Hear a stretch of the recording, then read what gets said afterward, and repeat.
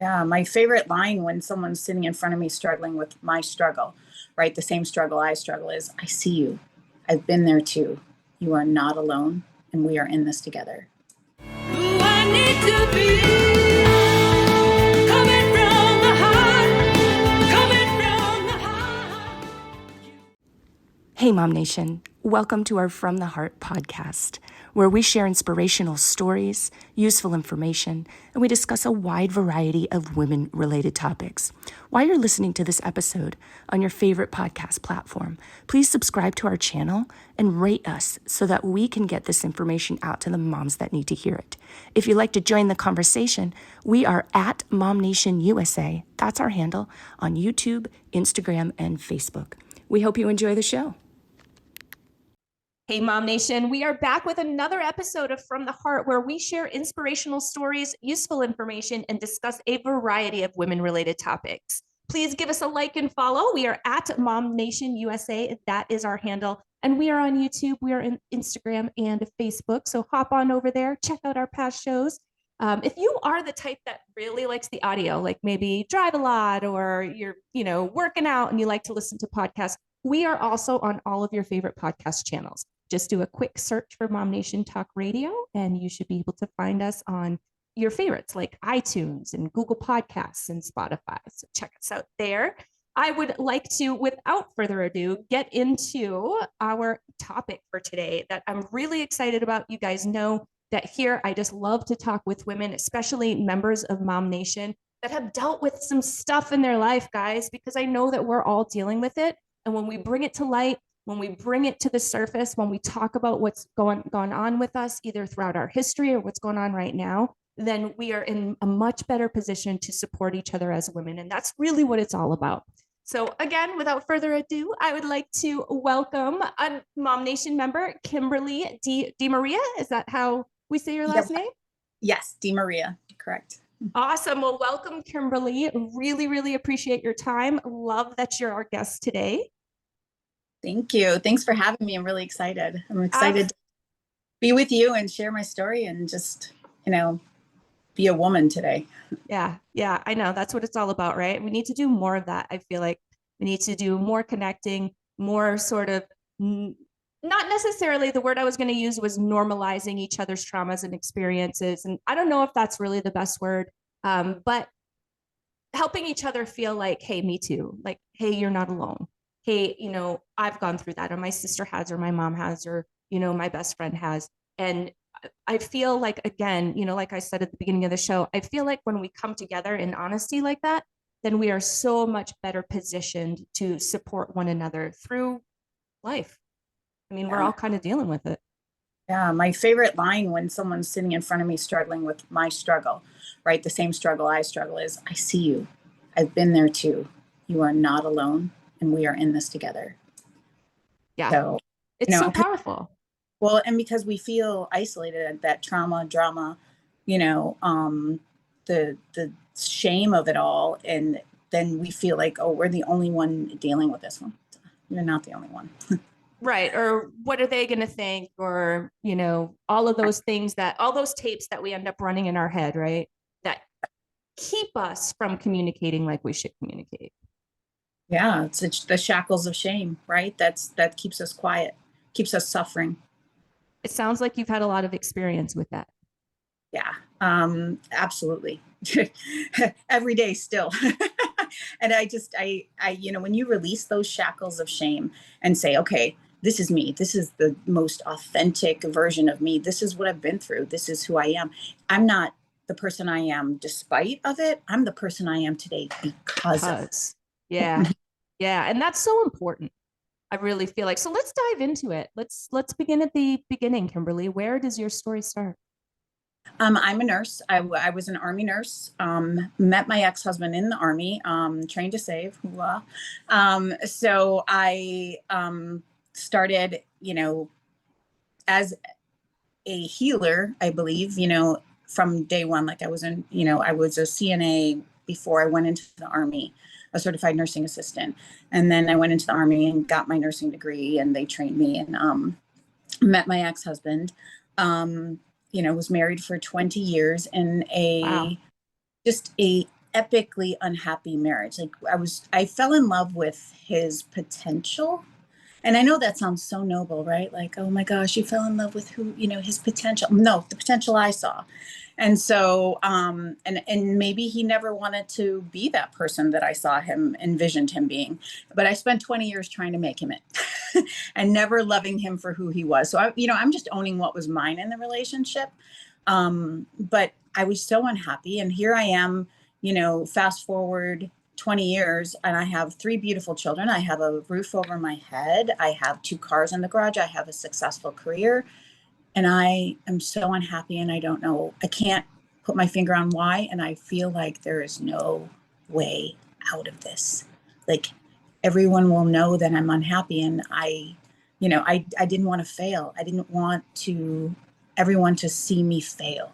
Right.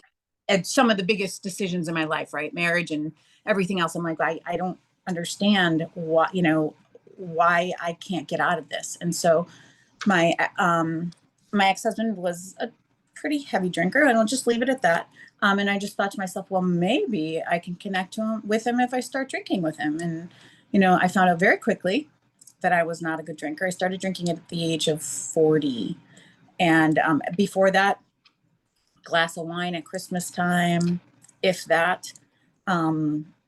And when I started drinking, I discovered it was my solution to all my problems. I could check out. This helped me just escape my head, escape my life, escape life. And I very quickly developed a problem. And as a nurse, as a nurse, as an educated person, I can tell you, I didn't see it coming.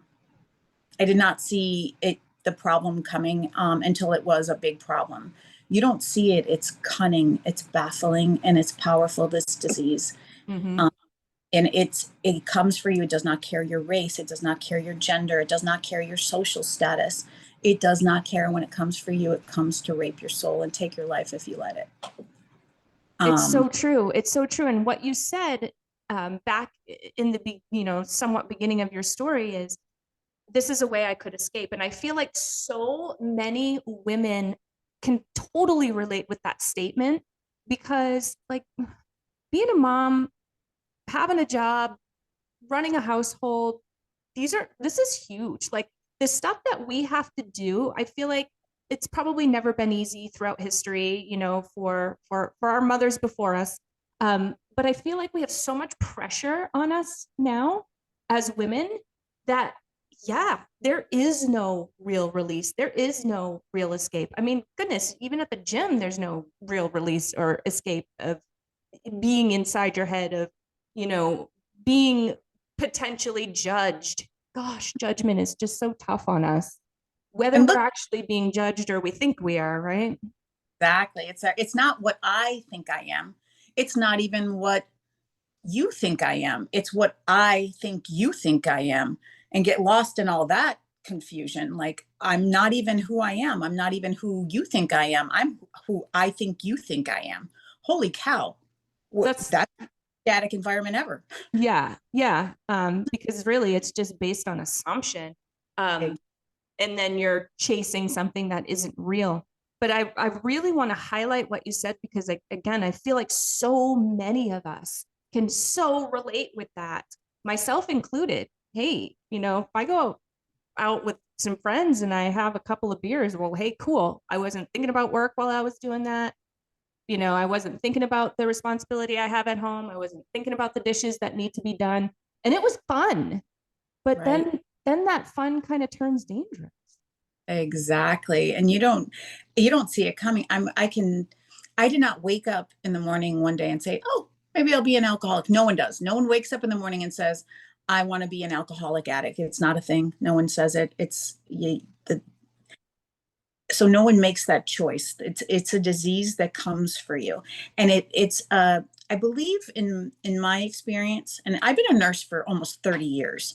So I know what it looks like when, someone shows up at the hospital and they are active in their disease and they're trying to get sober, or something happens and they're in delirium tremens, and we have them socially intubated in the ICU, and we're trying to get them sober. And I remember, seeing these people and seeing particular patients, and we would get them clean and get them through that detox part of this disease. And I would see him back in 2-3 months, and I'd be like, we got you through the hard part. What are you doing here? And what I didn't understand until it came for me is that it wasn't the hard part. That part wasn't the hard part. Yeah, it's difficult, but no one, starts drinking to become an alcoholic. It's their solution to their problems. Drugs and alcohol, and insert addiction, whatever it is, because it's not just isolated to drugs and alcohol, but it's, insert the whatever it is, but it is our solution to our problems, to feel something other than what we're feeling right now. Right. And so it would allowed me to check out of what I was feeling right now, that epic unhappiness. Right. And so I used it, and then it all of a sudden it's not working. I need more. And then all of a sudden I have a problem, and it's my solution. Now it becomes a problem born from my solution, and it becomes my biggest problem. Right. But then take away all the drugs and alcohol. All right. And then whatever my solution was, and all my problems that led me to it, they're still there. Yeah, Mhm. exactly. They're just not being dealt with when you're Right. doing other things. So when did it become, hey, I'm just going to have a couple of drinks with my husband because maybe it'll help us connect, and, maybe things will change around here, to, oh, this is a problem? Like, take me through that transition. Okay. So I don't 100% know when that happened, because again, it's cunning, it's baffling, it's powerful. I just know that, I'm sitting down with somebody who has 35 years in the field of study of, he's been drinking way longer than me. I'm not going to be outdrank. My ego's not going to allow that. Gotcha. So I just started drinking. And then when I discovered that it let me check out, oh my goodness, well, even more better, even more accolades to that, like, oh my gosh, I can, I'm not going to be outdrank by him. I'm going to keep up with him, and I get to check out from my life. And so then and like I said, I only drank for a year and a half. I started drinking at 40. I drank for a year and a half. The last 6 months, my life circled the toilet. It was, I had my first seizure, walking down the stairs. And I remember like everything kind of going numb. And then I woke up on the landing of the stairs, and I thought, as a nurse, I'm like, oh my goodness, I am in so much trouble. I'm having a seizure related to my drinking. Right. Like, and I know as a nurse, that's huge. Right. And so I'm sitting there thinking, what am I going to do? Like, I'm no longer in control. It is controlling me, and I am a slave to it. And that's when I kind of realized that I had a serious problem. Then I got a super extreme DUI. Ah. And I remember thinking that was one of my never things. I was never going to get behind the wheel of the car drunk or drinking, right? Because what if I hurt someone, as a healer, like, what would that make me? You know what I mean? And I got the super extreme DUI, and I remember him pulling me out of the vehicle, the police officer, and he was so kind too. He didn't have to be, but he was. And he said, you're not the normal person that I pull over for a DUI. And I just looked at him and I said, thank you for not allowing me to kill someone or myself.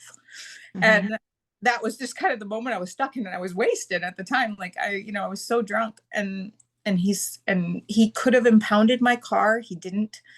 Obviously I got arrested and then went to jail I didn't go to jail then, but I obviously later on I went and did my, penance for that. But that was kind of the turnaround point, because when I came home from the DUI and getting arrested, I thought to myself, my life is over.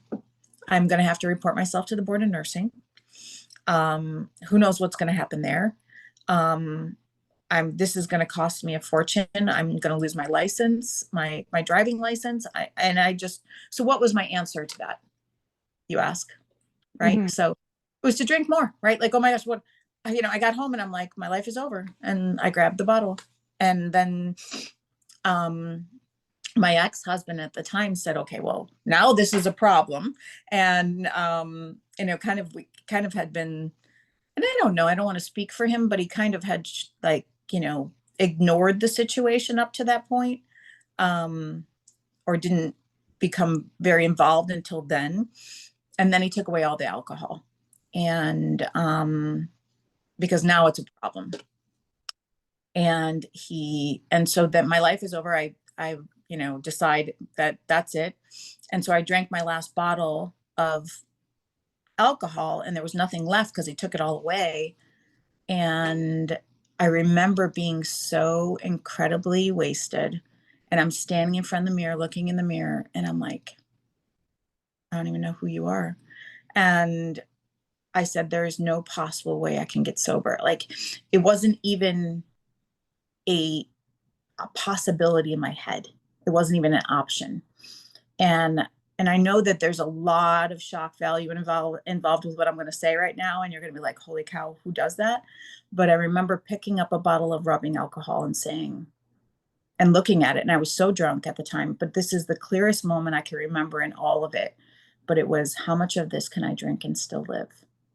Because I didn't Wow. want, but Right. I didn't know how to live life on life's terms. Like, I had no clue how I was going to get through all of this. And I turned up the bottle, and I don't know how it got past my nose. I don't know how it got past my throat.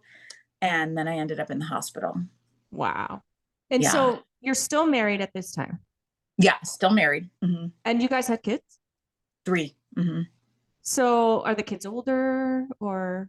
They're, I think my son was like 8 or 9, 10, my other one. And then my daughter was young, but my daughter remembers me falling down the stairs. So, my daughter remembers certain things, and I'm so grateful. I'm gonna say this right now. I'm so grateful that it wasn't years and years and years of them watching me struggle with this. It was, a year and a half. And what I don't want to focus too much on the negative of it, because there's so much positive that came from this, for my children, for everyone involved, I think.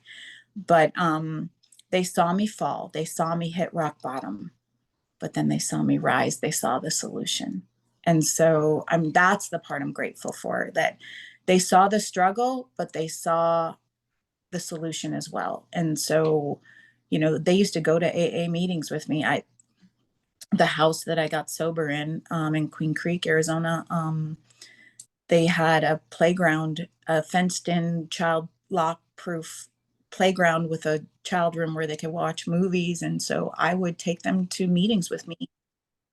And I remember my son sitting next to me. Sometimes he wouldn't go out and play. Sometimes he would come in and sit next to me and listen to the stories and listen to the experience, strength, and hope that they share in those meetings. And the chips would go around the room of, people celebrating, milestones in recovery. And my son would take the chips and he would pray. And that was because he knew praying for. He was praying for a sober mom or a sober dad or whatever. He knew what that prayer was about. So, And he and was just a little guy. yeah, he is, and he's an amazing kid. Like, he's all 3 of them are amazing, but he was the one that used to sit next to me, my middle son, Alex. But he would sit next to me in the meetings, and he would,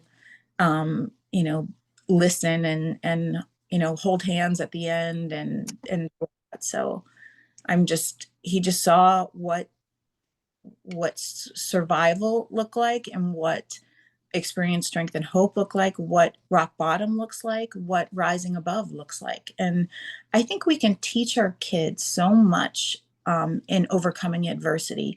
I don't really know. Go ahead. No, I totally agree. I love this. And I love, because we're all going to go through, no matter who we are, no matter what our background is, we're all going to go through something at some point in life. And, it's sad to see people obviously ever going through that, but it's sad to see them unable to figure the way out. And your children had a front row seat to learning how to figure their way out. So whether it be themselves that maybe experience something in later in life, or a friend, or somebody that they really care for, they're going to have tools in their tool belt now. Exactly. And, I know that this experience made me stronger, but softer, but I believe that it made my children stronger and softer too. I remember I was the director of nursing at a recovery center in Mesa, and we were opening up a casita, and it wasn't ready to open, but we had clients that needed to go into it, and it just needed some furniture and some pictures on the walls. And I had some in my garage because I had moved and I had stuff in my garage. So my boss came with his truck to grab it on a Saturday morning, and my son came with me to unload it and help put it in the casita. And I arrive at the facility, and the detox center is off to the side, and there's like 6 more casitas that house the residential treatment center and the PHP level of care. And the tech from detox comes over and says, "Miss Kimberly, what are we going to do with the dog?" And I said, "What dog?" And he said, "The client that just arrived, we're going to have to send her to the hospital because she's high on fentanyl, and she has a dog with her and no one to come pick up the dog." And so I'm just sitting there, and she's going to come back into our care, and I'm like, "Well, what am I going to do with her dog? I can't keep the dog at the facility." I'm thinking about, okay, I'm going to call animal control. What am I going to do? My son's standing next to me. He goes, "We're taking the dog." I said, "I'm sorry, we're doing what?" He says, "Mom, I'll take care of the dog. Bree and Ian and I will take care of the dog. She needs an opportunity to get well." Oh. And I just looked at him, and I'm like, okay, I'm doing something right here. I'm doing something right because this is what I'm raising. So, Oh, what a sweet pea. Your children sound 100% amazing. And you look so proud, and from a mama's heart, like I can so relate with that. So kudos to you, Mom, for doing such an amazing job. yeah, we took so- that dog, care of that dog, and they gave the dog a bath, and we until she was ready to discharge. And it actually was an awesome situation because there were times she wanted to leave because it was hard, and getting sober is hard work. And it's facing all your demons, and she wanted to leave, but I had her dog at home with me. Like, I would bring the dog to visit with her, but it was at home at my house, and she didn't want to leave without her dog. And I said, "I'm not jogging, I'm not bringing the dog back to the facility so you can leave him. You can leave, and tomorrow when I come back in, I'll bring the dog." So it kept her from leaving a bunch of times, and she completed treatment. So it was nice. Yeah, that seemed to have worked out perfectly for everybody involved, honestly. Yeah. So take me from, I left you back at the bottle of rubbing alcohol. So that was like a real low moment. You ended up in the hospital. What happened after that? What got you to Queen Creek, to the house, to be able to even begin the journey of sobriety? And then what did that look like? Wow. I was in the hospital, and I'm detoxing off of all of it. And when I go in, they start an IV in my arm right here. I'll show you. See the scar? Wow. Holy smokes. They started an IV, and it got infected, and I went completely septic. I had a sugar of 103.5. They couldn't get the infection under control. They called it an infectious disease specialist.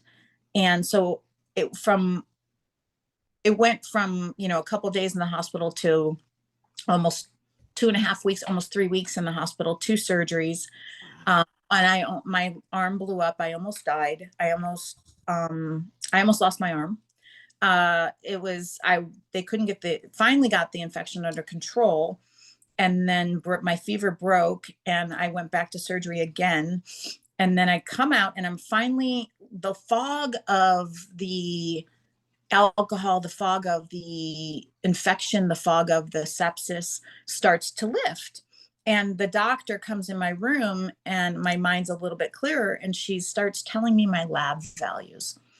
And as a nurse, I'm looking at her and I'm like, my kidneys are shutting down. I'm in renal failure. And she said, you drank poison. You tried to kill yourself. She goes, what did you think was going to happen? And I just looked at her and I go, I didn't try to kill myself. And she says, yes, you did. You drank poison. You tried to kill yourself. And I started to panic because all I could think was, she doesn't understand this disease. I don't understand this disease. And if I don't find someone who does, I'm going to die. Yeah. And I just sat there and I'm like, so broken. There was no possible way that I was going to be able to stand up for myself in that moment. And all of a sudden, these words start coming out of my mouth. And I looked at her and I said, you're not the doctor for me. Get out of my room. And I laid back in the bed and I went, oh my gosh, where did that come from? Who said that? Who said that? Because it wasn't me. And I was way too broken to be saying anything like that. And she flips her hair and she storms out of the room. She's like, I don't think I'm the doctor for you either. And I'm like, okay. And so when she leaves, I just start to pray. And I said, God, universe, the divine, the light, whoever you are, send me someone who understands this disease because I don't want to die. And I knew as a nurse that firing my doctor meant the hospital had to find another doctor to take care of me. And so I just sat back and I said, send me someone who knows, send me someone who understands. And a doctor walks into my room. I was at Scottsdale Honor Health Shea, and it was Scottsdale Shea at the time, but his name was Dr. Ball, and he has a turban on, and he walks into my room and he says, how's your arm? And I looked at him and I looked down at my arm and it's huge and it's wrapped up and it is a mess. And I looked at him and I said, I still have one. And he looks at me and he says, you're going to be okay. Oh. And I knew in that moment, he didn't mean, I'm going to, my arm's going to be okay. I think he meant I'm going to be okay. Right. So he turns around, he leaves the room and he sends in a case manager, and her name is Laura. And she's so bubbly and she's smiling. It's the first person to smile when they walked in the room in 2.5 weeks of my stay at the hospital, like first person to smile. Wow. And she says, hi, my name is Laura. And she looks at me and she says, I have 14 years in recovery and so can you. Oh. And she hands me a little blue book, the book of Alcoholics Anonymous. And she prints off all these meetings in my area and support and help. And she hands it to me and she says, get to a meeting. And I discharged and I went home and I put my stuff down when I got to the house, and I grabbed my meeting list and my arm all in its, wrapped up, and I went to a meeting. And that was the beginning of my journey. And many, many, many meetings later, here I am. So I've heard about this. I've never experienced one. I'm just making a quick note here. I've never experienced a meeting before.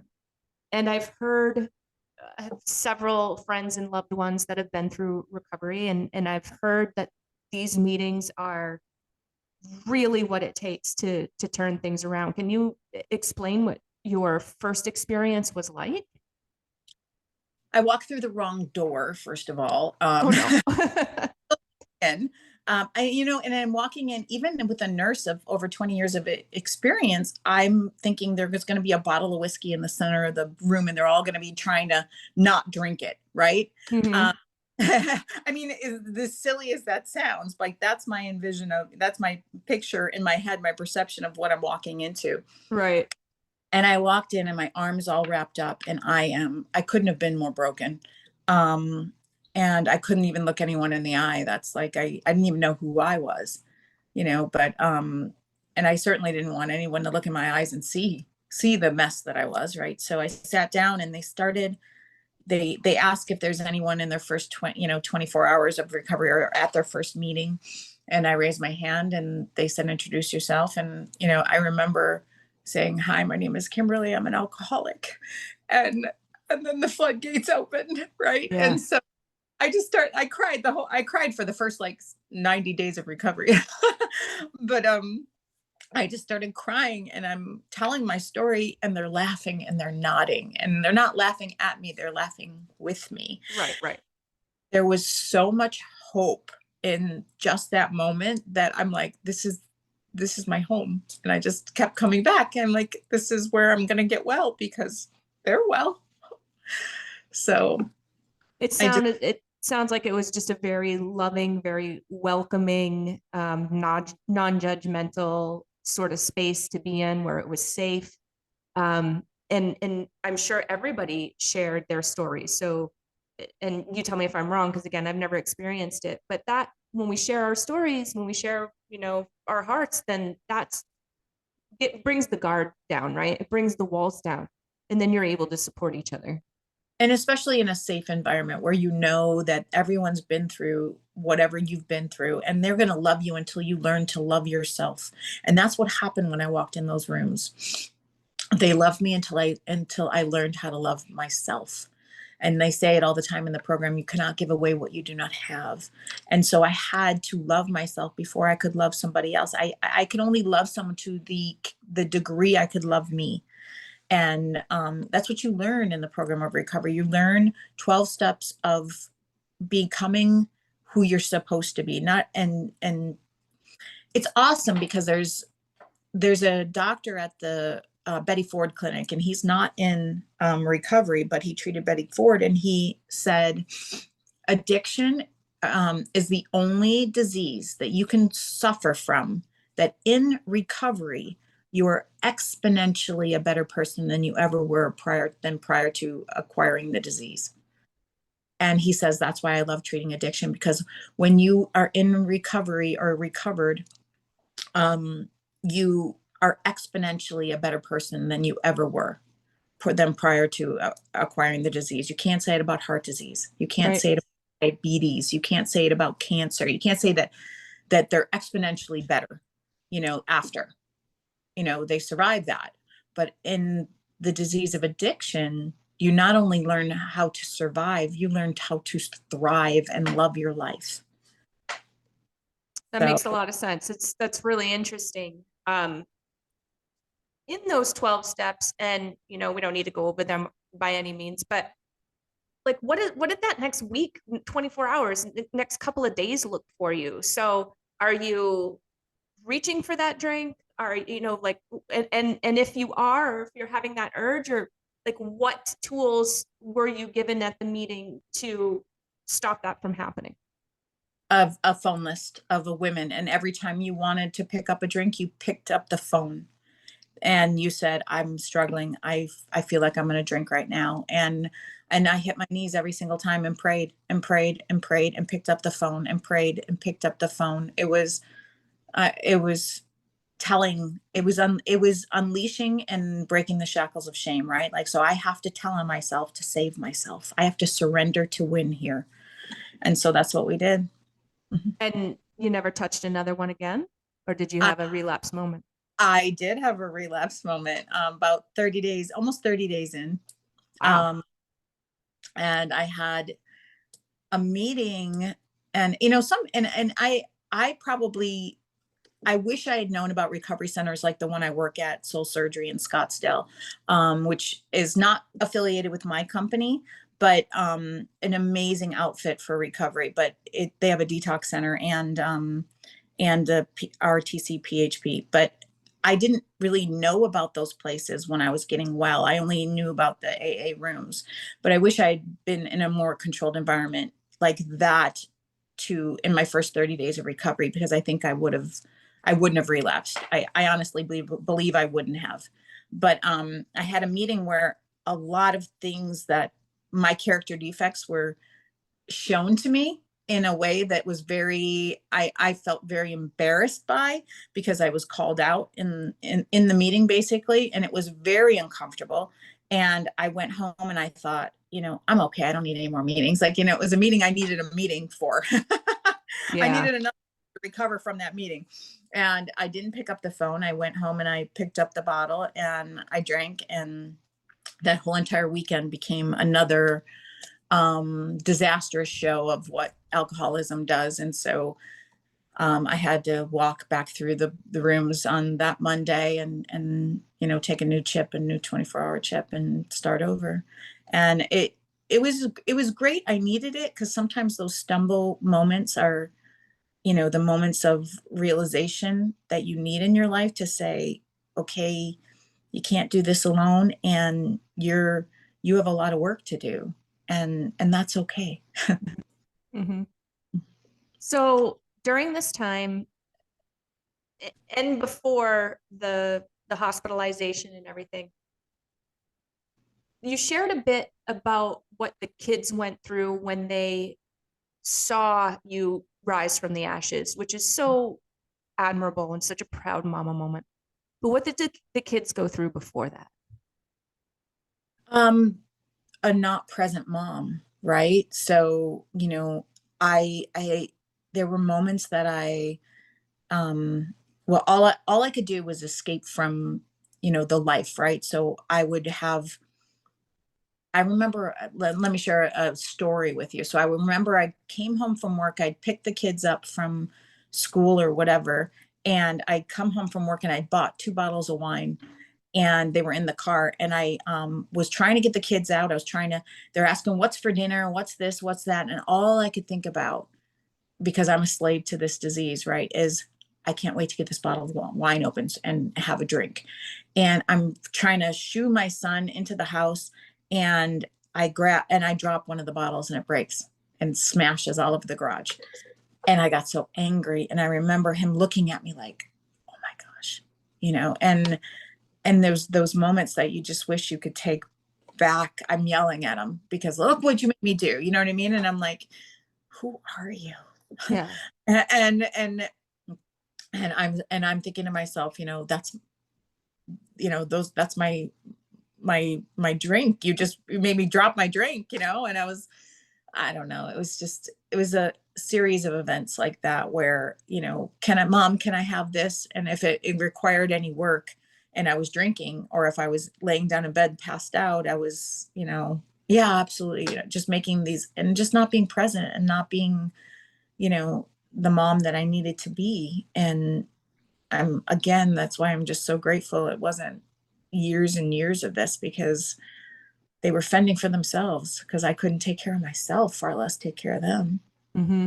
Mm-hmm. And And I'm grateful that in your situation that things recovered more quickly for you. As we know, in other situations where they never recover, like these babies grow up like that, and it's, oh God, it hurts my heart to think about it. And on in both ways, like for the babies and then for the parent themselves that's going through what they're going through. They're hurting too, and they have their obstacles and their struggles and things to deal with too.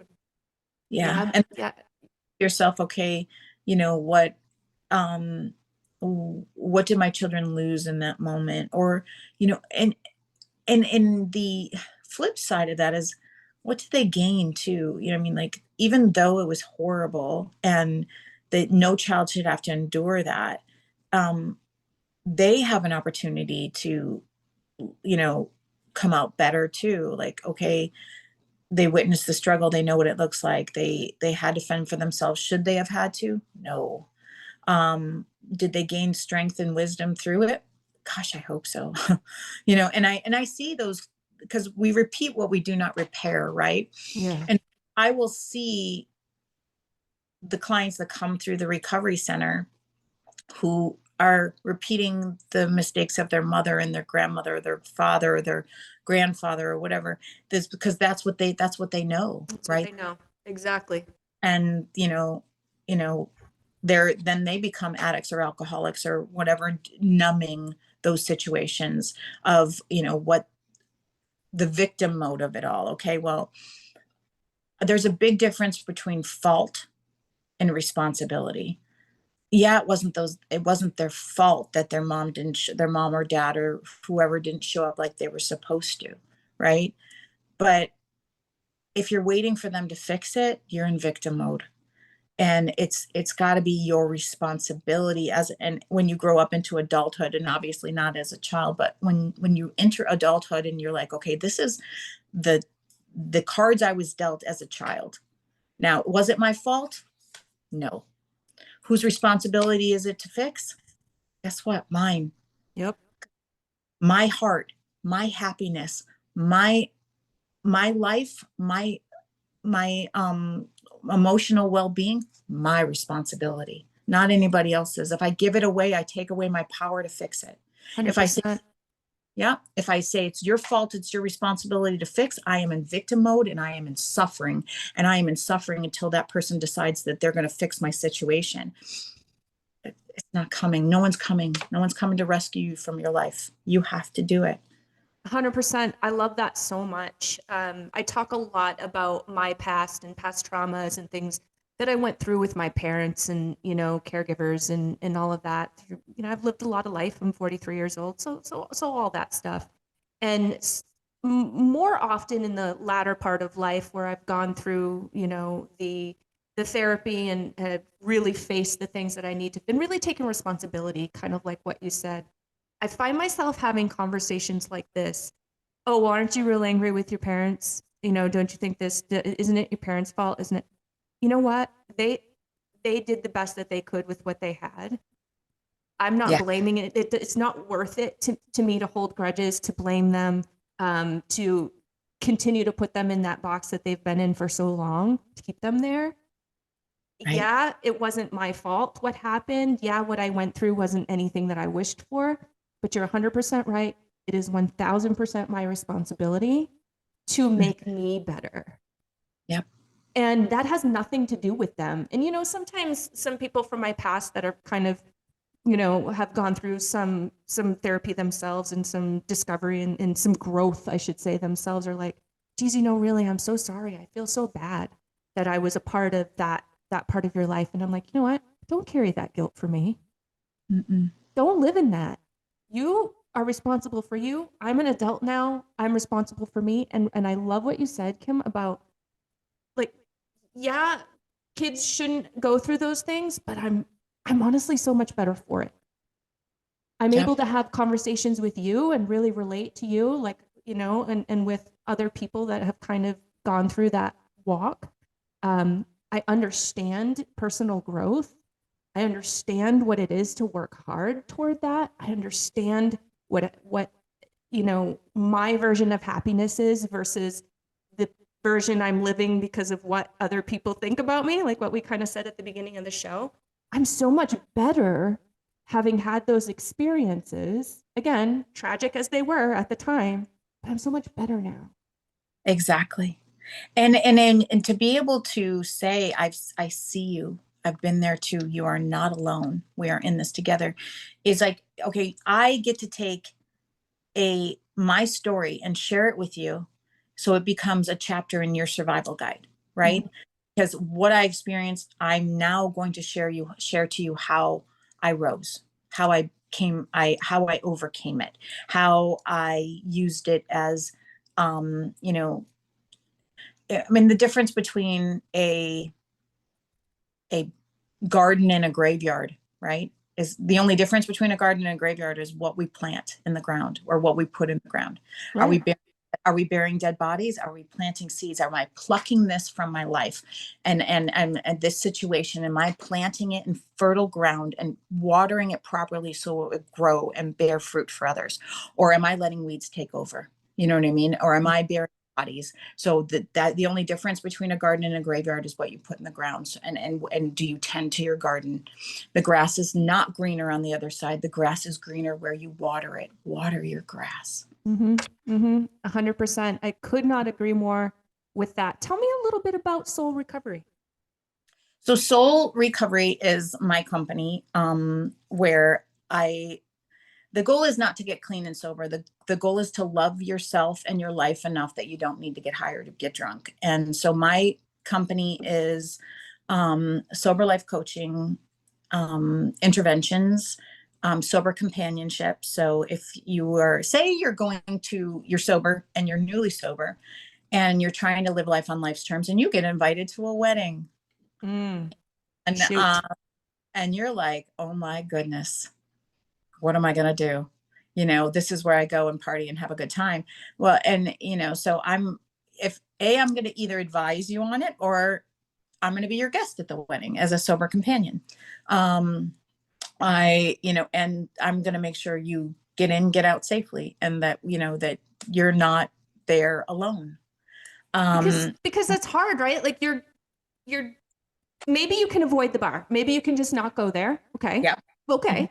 But you're going to sit down and at some point in time, there's going to be a full champagne flute for the toast at some point in time in front of you. Or the wait staff is going to come by and is going to ask you if you need a refill of this, that, and the other thing. That's going to be hard for somebody who is, especially in the very beginning. Exactly. How do we avoid those things that, gosh, this is actually so upsetting. So to me, because I've been seeing more and more push, and maybe it's just because I'm getting older and I'm being more observant, but I'm seeing more and more push of drinking, liquor for this, liquor for that, party here, party there. Like there's just this society drinks. Well, kudos or bravo to people who can drink in moderation. And I don't know what that looks like. I'm not that person. And I'm not here to judge you for it either. If you enjoy a glass of wine or if you enjoy a margarita, and you can control it, my hat's off to you. I'm not that person. And, and I've realized that I understand that today, and that's okay. But the push, I think there was a time I went through a very angry stage of the people who are pushing this alcohol and making it sound glamorous and making it sound, like it's awesome. And it's, because I see firsthand what happens, if it comes to rape your soul, right? Or if it comes and you don't see it coming, or if it's your solution. And so, but, I overcame that and just kind of, I can see what you're saying about the push and the glamorizing, or what we call the glamorization of that situation. And it's really not that glamorous, right? We fall down, we get drunk, we throw up. If we drink too much, or we get into, car accidents, or all these horrible things that can happen if we impair and we don't drink responsibly. Right. Having a glass of wine with dinner there's nothing wrong with that. But I don't know that we need to, glamorize it either. But again, if we're drinking responsibly, there's no problem. But it seems like more and more I see it firsthand every single day. And I think we see it as a epidemic of proportions in this society too, because we're numbing. And what I've learned is you can't selectively numb, right? You can't numb depression, pain, drama, trauma, all that stuff, without numbing gratitude, love, and joy. You can't selectively numb. So you have to be able to deal with these things, the drama, the depression, the trauma of your past or of the present, so that you can still experience the joy, the gratitude, the love, the connection. And I don't know. It's a balance every single day. I am sober today by the grace of God and my spiritual condition. Every day I give thanks for that. Every day I have to humble myself to that moment of, outside of this world. I am part of this world, but I am not of this world, right? Like I'm effectively here to affect others and leave my legacy, so to speak, and make a difference. But I am not part of the drama, and I'm trying not to be part of the drama and the trauma of it. I'm trying to be part of the solution now. So with soul recovery, it's kind of like almost like life coaching type thing, except for we got a little bit of a twist in here. And so you're accompanying them at weddings, which was an example that you gave. And I'm assuming you correct me or share or describe a little bit further if you would. But are you the person on the other side? Are you the one that's getting the phone call when they're about ready to reach for the drink? Or is this something that you sort of incorporate with the AA meetings, or like, how does that work? Yes, yes, and yes, and yes.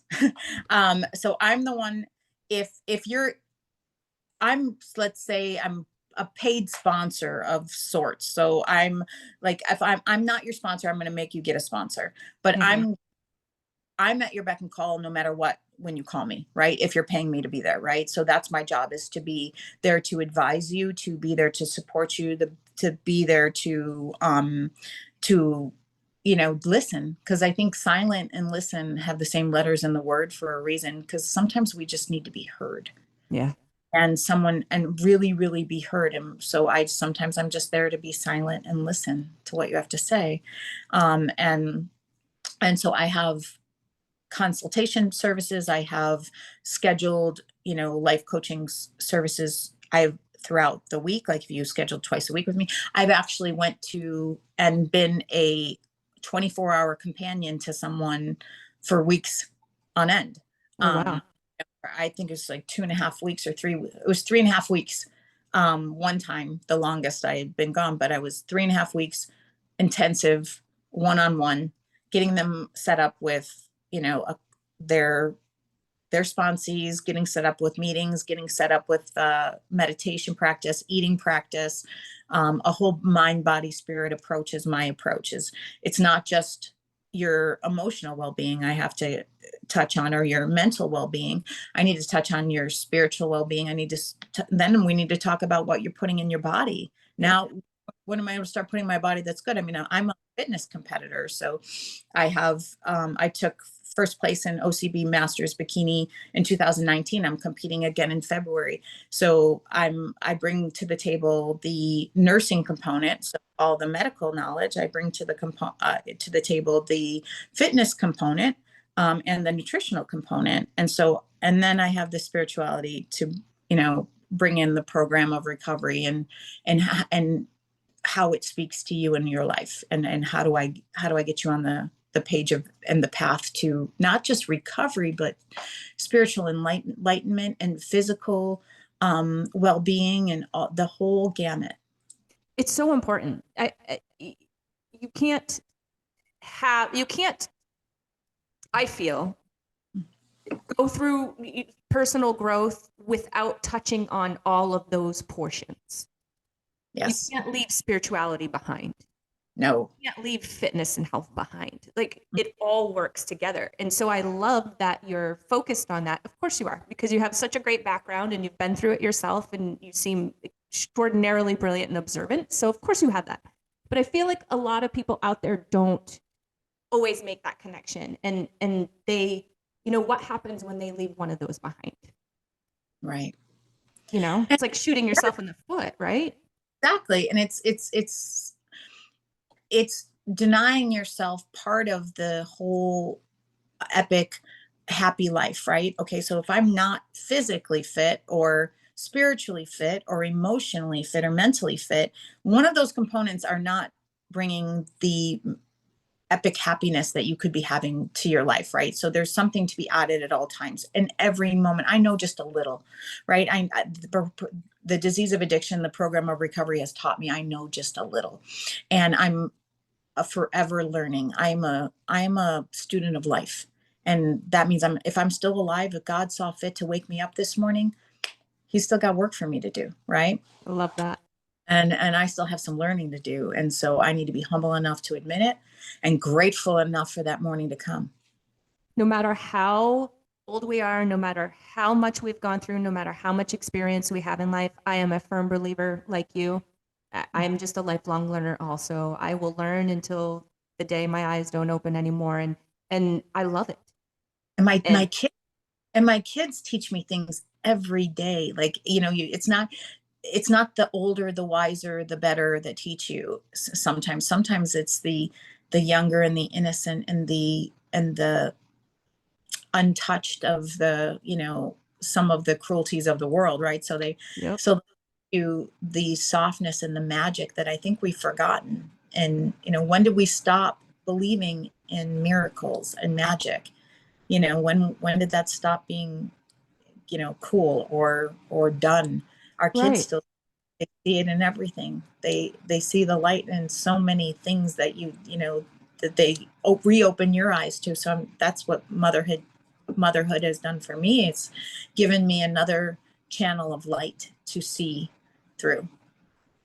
Oh, I love that so much. I wish that I could sit here, Kimberly, and talk with you more. I have so many more questions. It's like we have to have you back on for, a part 2, because I Awesome. feel like there's this whole part of your journey that we completely left out, and unfortunately we're out of time. But Soul Recovery, can you tell our audience if they would like to connect with you? How can they do that? Are you taking on new clients, that kind of thing? Yes. And my website is www.souladdictionrecovery.com. My 1-800 number is 1-877-SOUL-360. And so you can reach me and schedule a meeting. You also can go to my website, which is to schedule a call or schedule a consultation. It's all there right on my website. My story's on there, a little bit about my story. My services are all on there. But again, all you need the phone number, and you can reach me 1-877-SOUL-360. Awesome. And I will put that in our show notes so that it's really easy for people to find and they can connect with you. You are a light. I mean, so many times in the conversation, I love the way your brain works and how you go for the positive and how you go through for the value in the conversation, for the value in the situation, for the value in the experience versus, I think you even said it. You even said, we're not going to the negative here. We're not going to talk negative. Something like that you had said earlier in the show. And I just love how your brain works like that. I feel like a lot of times, based upon maybe how we were raised or society or school or whatever it is that molds us, oftentimes our knee-jerk reaction is to go to the negative of the situation, is to go to the sadness, is to go to the anger. And it's such a game changer when you can instead train yourself, if you have to, if you're not already like that, train yourself to go to that positive. What is the value in the situation? What was learned? What did my kids learn? What did I learn? How are we all better because of this? And Right. I just think that that's phenomenal. Yeah. And it's not about skipping it because you have to feel it to heal it. Right. It's about saying, okay, what about this is growth? And what do I need to shed for the past past is history. Right. Mm-hmm. So I can't do that. So what about this can I take forward? And you're absolutely correct. I can't focus on the negative. I do have to feel it to heal it. Right. Like I do actually know and experience and deal with it. But going forward, there's no sense in revisiting it. Totally agree. Well, I love this conversation so much. Thank you again for spending a little bit of time with me today. I think that it's such a powerful message. And I know just because I communicate a lot with our audience and, all of our mamas in Mom Nation, probably not all of them because that's a lot, but many of them. And a lot of us are going through exactly what you did or some very, very similar thing. They're going through a struggle that's very, very similar, whether it be alcohol or whether it be something else. Like you had mentioned, an addiction is an addiction. It doesn't necessarily matter what the addiction is. What matters is what it's masking. And so I think that this is a huge message. Thank you again for everything that you do, the light that you bring to the world. I'm so, so grateful that you're here with us, that things went well for you. And that you got through especially the health part of it, and you were able to recover fully. So thank you again. Thank you for having me. This was a pleasure. Thank you so much. Oh, you're so welcome. And if you out there are interested in being a guest on the show, please follow us at Mom Nation USA. That's our handle. We are on Facebook, YouTube, and Instagram. Just send us a quick message. Let us know why you'd like to be a guest. And while you're at it, please subscribe, download, and rate these episodes, I guess you'd call them, on your favorite podcast platform so that we can organically reach more of the mamas that need to hear our message. Thank you again, Kimberly, and we'll see you all again soon. Woo, Mom Nation. Bye. Bye.